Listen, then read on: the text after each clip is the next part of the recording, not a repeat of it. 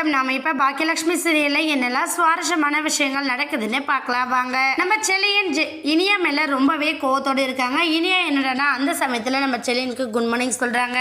செலியன் என்ன பண்ணனா, இங்க பாரு இனியா, என்கிட்ட நீ பேசுற வேலையை வச்சுக்காத, எனக்கு உங்ககிட்ட பேசவே பிடிக்கல அப்படின்னு சொல்லிட்டு ரொம்ப கோவத்தோட கண்டிக்கிறாங்க.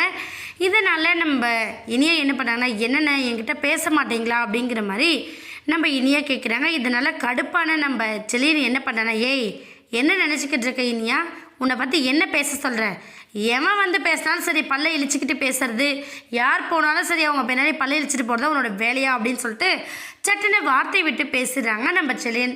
இதை கொஞ்சமாக எதிர்பாராத நம்ம இனியா எழிலாம் ரொம்ப ஷாக்காகி போய் நிற்கிறாங்க. ஏன்னா நம்ம செலியை இந்த மாதிரி பேசுவோம் அப்படின்னு சொல்லிட்டு அவங்க யாருமே எக்ஸ்பெக்ட் பண்ணல. அதே மாதிரி தான் நம்ம கோபியும் செலியா கொஞ்சம் பொறுமையாக இருடா அப்படிங்கிற மாதிரி சொல்கிறாங்க. ஆனால் அதெல்லாம் பொருட்படுத்தாமல் நம்ம செலியன் அவர் வாய்க்கு வந்ததெல்லாம் உளறிக்கிட்டு இருக்காரு. இதனால் கிச்சன்லேருந்து கேட்டு கடுப்பான நம்ம பாக்கியா என்ன பண்ணாங்கன்னா, நேராக செலியன் கிட்ட வராங்க. டே செலியா, இன்னொரு தடவை இந்த மாதிரி பேசுகிற வேலை வச்சுக்கிட்டுனா பல்லெல்லாம் கலட்டிடுவான் அப்படின்னு சொல்லிட்டு நம்ம பாக்கியா வந்து சத்தம் போடுறாங்க. உடனே ஈஷ் வந்து, என்ன என்ன நினச்சிக்கிட்டு இருக்க, இனியா பண்ணது எவ்வளோ பெரிய வேலை, அதுக்கு அவங்க அண்ணனை அவன் கண்டிக்க கூடாதா, என்ன பேசிக்கிட்டு இருக்க நீ அப்படிங்கிற மாதிரி நம்ம ஈஸ்வரி ஒரு பக்கம் சத்தம் போடுறாங்க. உடனே நம்ம பாக்கியா என்ன பண்ணுறா, போதும் அத்தை நிறுத்துங்க, நான் வந்து செலினை கண்டிக்க வேண்டான்னு சொல்லலை, கண்ணியத்தோடு கண்டிக்கணும். கண்டிக்கிறத அவனே அவன் தங்கச்சி இப்படி அசிங்கப்படுத்தி பேசினா பார்க்குறவங்களாம் என்ன நினைப்பாங்க அப்படிங்கிற மாதிரி நம்ம பாக்கியா சொல்கிறாங்க. உடனே நம்ம செலியன் என்ன பண்ணனா, என்னம்மா நினச்சிக்கிட்டு இருக்கீங்க, இப்போ நான் கேட்கக்கூடாதா அப்படிங்கிற மாதிரி நம்ம செலியனும் கேட்குறாங்க. ஆனால் பாக்கியா என்ன பண்ணாங்கன்னா, உன்னை கேட்க வேண்டான்னு சொல்லலை, இனியா சின்ன பொண்ணு, இனியாவை கேட்கறதுக்காக அவங்க அம்மா நான் இருக்கேன், என்னால் கண்டிப்பாக அவளால் பார்த்துக்க முடியும்.